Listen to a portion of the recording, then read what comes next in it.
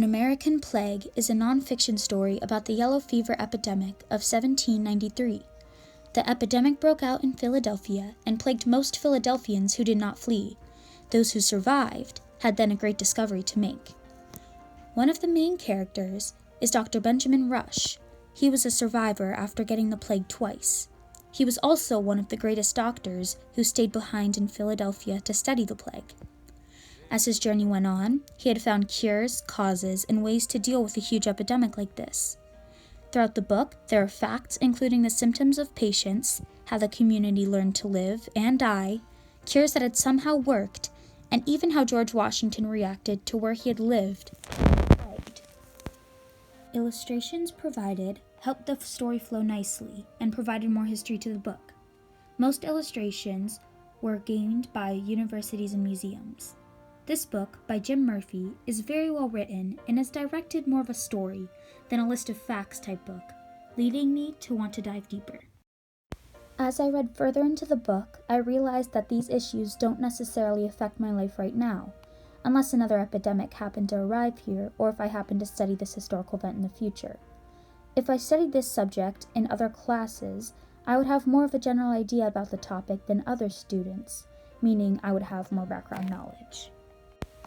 My background knowledge would have to be supported by evidence, and I believe the type of evidence used in this book is very credible and controversial. The evidence can definitely be convincing towards the book's ideas, such as on page 51, lines 4 through 9.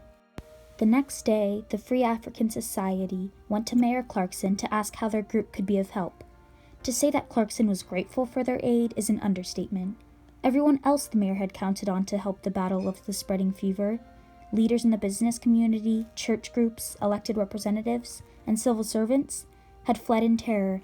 The Free African Society was the one and only group to step forward and offer its services.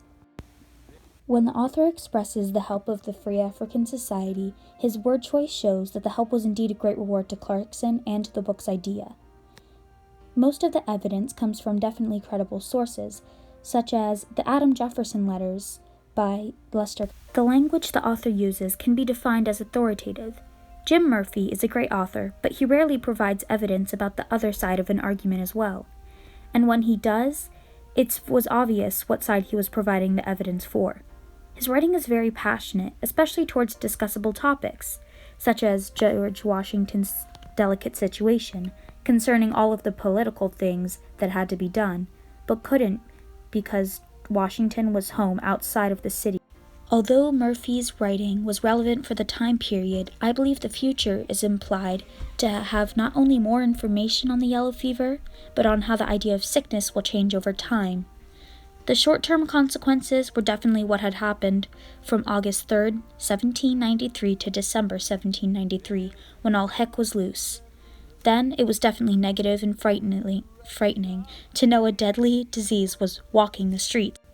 Some other issues in the book that can be argued back and forth is Dr. Rush's cure for the plague. Clearly in the writing, the author believed it was a good attempt and was very successful, but others may see it differently. Another is whether or not Washington should have left Philadelphia and made others stay. Washington could have stayed and done his job as president to help America, or run away to keep him and his family safe from the creeping plague. I believe that possibly this topic may be gone over in the 10th grade curriculum because we have not gone over this topic in the 9th grade or 8th grade curriculum. Next year in biology, maybe we may learn about the diseases or germs and how they spread, leading us to the topic of the yellow fever. On page 47 it says, "The Free African Society was founded in 1787, the first organization in America created by blacks for blacks. Its purpose was to help members who were destitute and to provide care for widows and fatherless children. On that Thursday, the elders of the society assembled to consider something extraordinary. Would they use their association members and their skills to help their struggling white neighbors?" I find this interesting because the idea of slavery was still active, and they were free African Americans helping those who needed it. It was definitely memorable because they did make a difference and became famously known for their act of courage, even though most of the society would die to the plague. All in all, I really enjoyed this book and recommend it to those who really enjoy history. I have learned a lot about the cures, the people, and the historical accurate facts about the yellow fever.